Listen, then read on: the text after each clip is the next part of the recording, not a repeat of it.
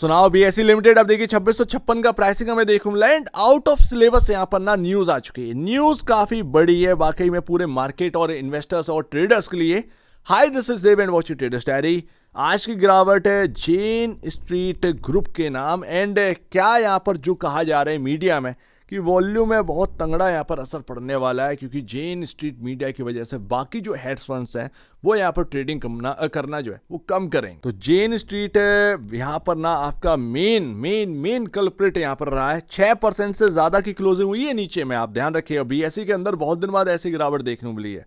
अब देखिए सेबी ने जो कुछ भी किया है, मैं आपको एक बात बताऊं ना, ये कुछ नहीं कर पाएंगे जेन स्ट्रीट ग्रुप के ऊपर। उसका एक बड़ा रीजन है। जहां तक बात है वॉल्यूम की, देखिए वॉल्यूम घटेंगे क्यों, मुझे एक बात बताइएगा। यहां पर मैं आपको बात बताऊं, इन्होंने क्या है एक सॉफ्टवेयर तैयार किया। सॉफ्टवेयर तैयार किया, आप भी कर लीजिए बॉस।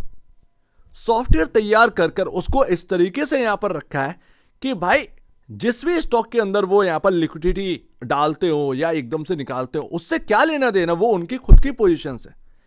वो अपना सॉफ्टवेयर बनाया, अपना सॉफ्टवेयर यूज करें, ये इलीगल में नहीं आता। गलत तरीके से, भाई गलत तरीके से कहां से हो गया? उन्होंने अपना मेहनत करी, अपना पैसा निकाल लिया। आप अपना मेहनत करिए, रिटेल इन्वेस्टर अपना मेहनत करे, वो अपना पैसा निकाल ले, सिंपल सी बात है। तो वो सॉफ्टवेयर बनाया, उसको ना यूज किया, उससे बिलियंस ऑफ डॉलर यहां पर ना छापे गए। इंडियन स्टॉक मार्केट के अंदर वॉलिटिलिटी यहां पर हुई, बहुत सारे स्टॉक्स के अंदर ना लिक्विडिटी डाली गई, लिक्विडिटी निकाली गई। मैं लमसम मैं अपना मार्केट प्रेडिक्शन फॉर टुमारो, जब मैं रात के कवर करता हूं ना इस मार्केट के बारे में, तो मैं आपसे कहता था कि एचडीएफसी बैंक को ना, मैं महीनों से कह रहा हूं, एचडीएफसी बैंक को मोहरा बनाया जाता है, हर वक्त मोहरा बनाया जाता है। एंड इसको इस तरीके से प्ले कर रहे हैं कि इन्वेस्टर्स का हाथ नहीं लग रहा है, कुछ ट्रेडर का हाथ लग रहा है। अब सीधी सी बात है, आप इतना ही कह सकते हैं जो देख रहे हैं चार्ट पर आसानी से दिख रहा है एचडीएफसी बैंक के अंदर ना काफी खेला होता है, तो इतना दिख रहा था। बट उसके पीछे ये क्या पता था कि भाई जेन स्ट्रीट ग्रुप यहाँ पर लगा हो या बाकी हेज फंड्स लगे होंगे। तो ये ना आपके सामने एक क्लियर है।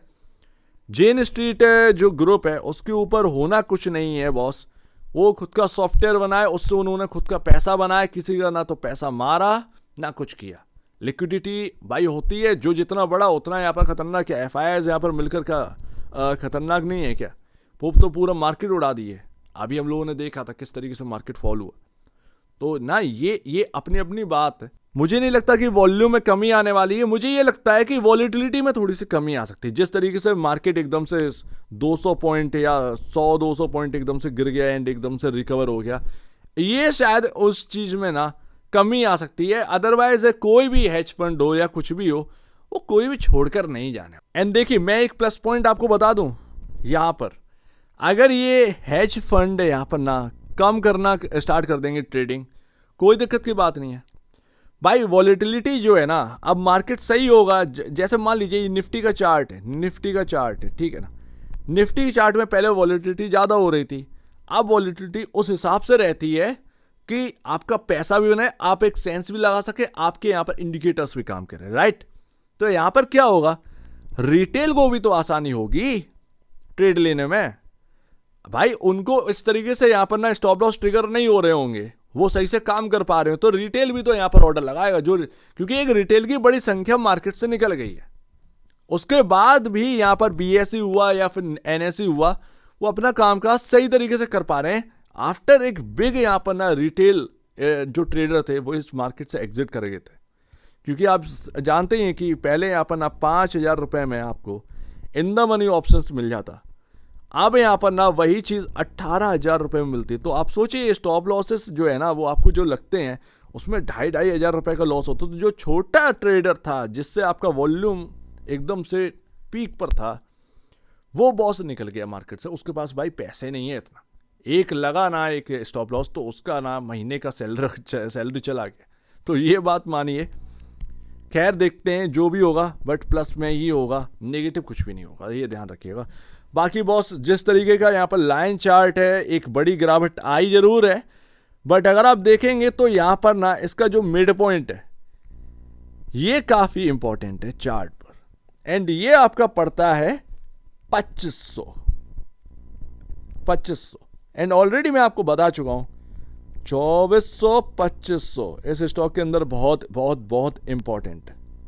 बहुत इंपॉर्टेंट है। दूसरा एक ये है कि ये खबर जो आती है, तो खबर के साथ साथ हुआ क्या कि एनएससी का अनलिस्टेड मार्केट के अंदर भाव टूट गया, 2275 आ गए एंड अब एनएससी का भाव गिरना स्टार्ट हुआ है अनलिस्टेड मार्केट के अंदर। एंड पता नहीं है कि कितना यहाँ पर ना लॉसेस जो है वो लोगों के बढ़ने वाले, क्योंकि किसी ने 2400 में बाई कर रखा है तो किसी ने 2500 में ब्रोकर ने पकड़ा दिया। एंड मैं आपको बताऊं ना, ये ब्रोकर्स ही यहां पर ना आपका अनलिस्टेड मार्केट के अंदर ये प्राइस चेंज करवा रहे हैं। बहुत लंबी कहानी, बहुत तंगड़ी कहानी है बॉस इसके अंदर की, अनलिस्टेड मार्केट के अंदर की। तो मैं वही तो कह रहा हूं कि आपको यहां पर ना जो आपको अंधाधुंध प्राइस के प्राइस सर्ज देखने को मिलता है, उसके पीछे ना कुछ लोग भी रहते हैं। ठीक है, ऐसे ही नहीं है, क्योंकि कोई रेगुलेटर वहां पर है नहीं है, तो ब्रोकर जो भाव लगाएगा उस पर बिके। एंड ब्रोकर्स के ऊपर पास ना सब कुछ खबर रहती है कि वो कितना प्राइस पर जाना है, कितना इधर जाना है, तो ये तो क्लियर रहता है।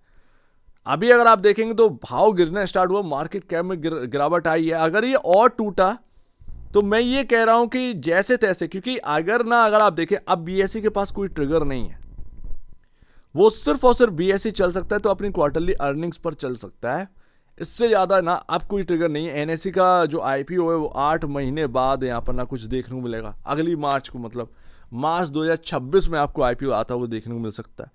तो ये एक अनुमान है, ठीक है ना, ये एक अनुमान है। उस हिसाब से अगर होता है तो एक लंबा टाइम, तो अभी तो कोई भी ट्रिगर है ही नहीं बीएससी के पास, जो ट्रिगर था वो भी हाथ से निकल गया। बाकी हाँ भाई, एक बड़ी गिरावट आ चुकी है, अब 1,09,834 करोड़ का ही मार्केट कैप रह गया, ये 1,25,000 करोड़ के आसपास का पहुंच गया। तो एक गिरावट तो है, ऊपरी स्तर से पहले ये गिरावट आ चुकी है। अब इससे ज्यादा और आपको क्या चाहिए? अब डिपेंड करता है क्वार्टरली नंबर्स पर। मैं ये बात मान ही नहीं सकता यहाँ पर कि भाई वॉल्यूम में कमी आ जाएगी या ये आ जाएगा। मार्केट जितना अच्छा रहेगा, जितना अच्छा यहाँ पर बनेगा, जितना अच्छा काम करने के लिए बनेगा रिटेल ट्रेडर्स के लिए, उतना ही रिटेल यहाँ पर ना उस मार्केट को साध लेगा, वॉल्यूम्स को यहाँ पर ना साध लेंगे, सीधी सी बात।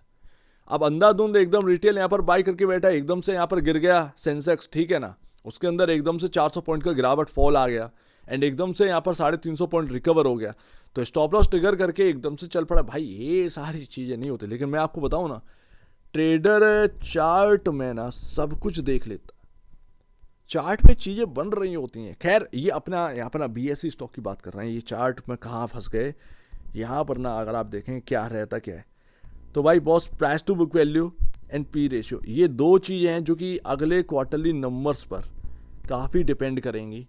जल्द से जल्द क्वार्टरली नंबर आए एंड अच्छा आ जाए तो मज़े ही यहाँ पर।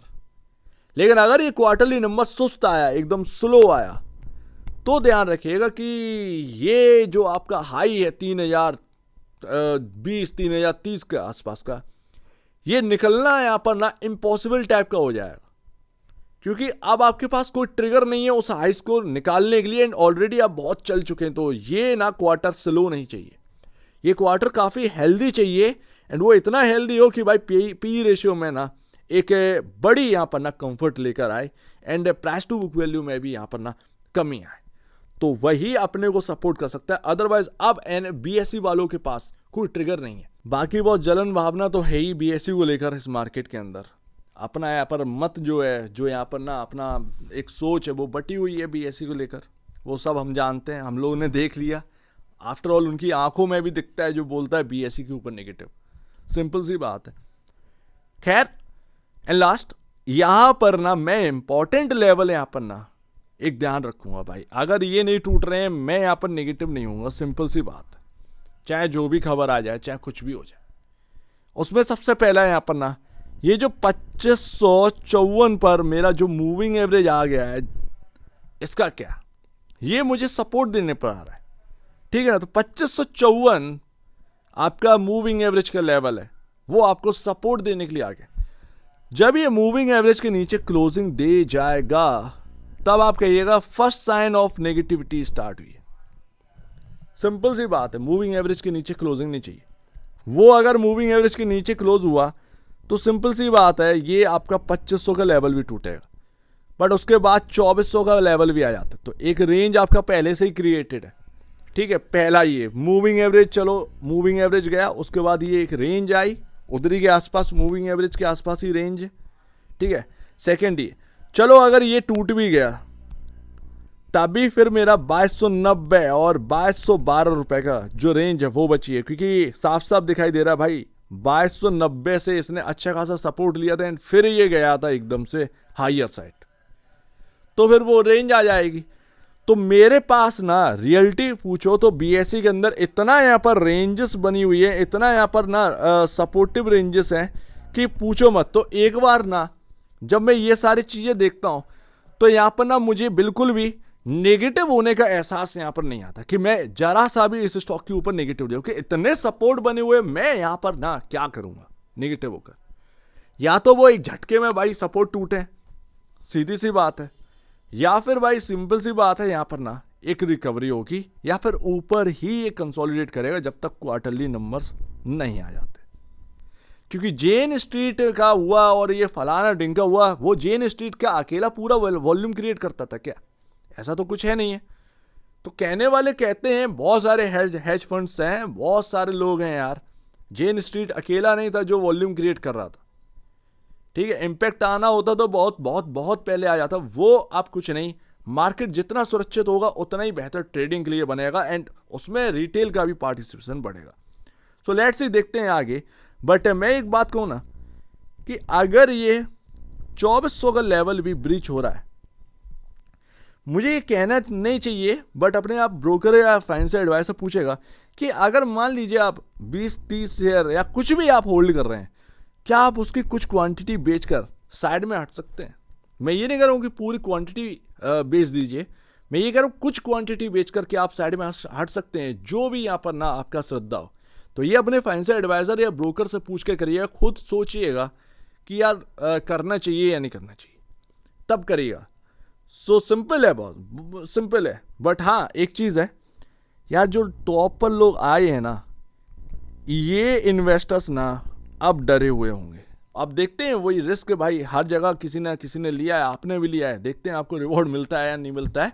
बट अभी हाल फिलहाल में एनएसई का आईपीओ 8 महीने दूर चला गया, तो वो ट्रिगर निकल गया, ऑलरेडी स्टॉक के अंदर तेजी हो चुकी है एंड अब यहाँ पे क्वार्टरली अर्निंग्स के अलावा कुछ है नहीं। तो क्वार्टरली अर्निंग सपोर्ट कर जाए तो बहुत कुछ है, और अगर वो स्लो रहे तो फिर काम बिगड़ेगा बॉस। तो देखते हैं वो आने वाला टाइम कैसा है यहाँ पर बताता है। बट अभी आपके सामने उलझन है, बहुत उलझन है। सो उम्मीद है काफ़ी कुछ आपको समझ में आया होगा। एक बार निवेश से पहले या बेचने से पहले अपने ब्रोकर एडवाइस से जरूर सलाह लिया, खुद की स्टडी करेगा, उससे बेहतर कुछ भी नहीं, खुद की स्टडी मस्ट है। तो आप दीजिए मुझे वीडियो देखने बहुत धन्यवाद दोस्तों।